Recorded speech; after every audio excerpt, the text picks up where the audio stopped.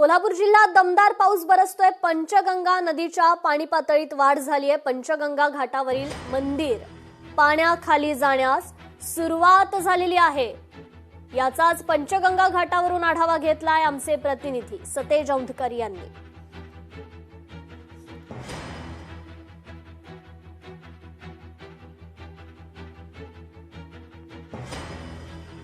कोल्हापूर जिल्ह्याला आज orange alert आहे आणि याच पार्श्वभूमीवरती मध्यरात्रीपासून पुन्हा एकदा जोरदार पावसाला सुरुवात झालेली आहे। सध्या आपण आहोत पंचगंगा घाटावरती आणि इथली दृश्य दाखवण्याचा प्रयत्न करतोय।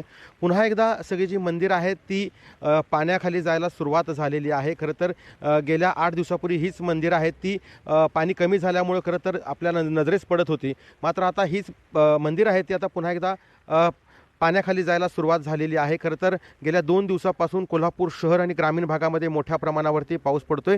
विशेषतः धरण पाणलोट क्षेत्रामध्ये अतिवृष्टी सदृश्य पाऊस पडतोय। त्यामुळे धरणातील पाणीसाठा देखील आता कमालीचा वाढताना आपल्याला दिसून येतोय।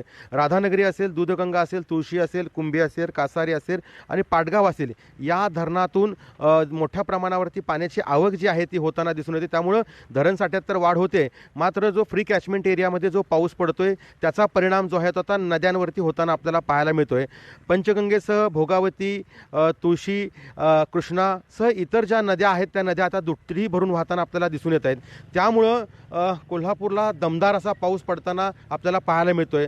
आज भारतीय हवामान खात्यानं ऑरेंज अलर्ट दिलेला आहे आणि याच ऑरेंज अलर्टच्या पार्श्वभूमीवरती पश्चिम घाट माथ्यावरती प्रवास करणं टाळावं, कारण खूप मोठ्या प्रमाणावरती त्या ठिकाणी पाऊस पडेल आणि दरडी कोसळतील असा अंदाज जो आहे तो जिल्हा प्रशासनाच्या वतीनं भारतीय हवामान खात्यानं व्यक्त केल्यामुळं एक काळजी घ्यावी असं आवाहन देखील या ठिकाणी करण्यात आल्याचं आपल्याला पाहायला मिळतंय। सतेज औंधकर, लोकशाही मराठी, कोल्हापूर। लोकशाही मराठी ऐका, पहा, जागरूक रहा।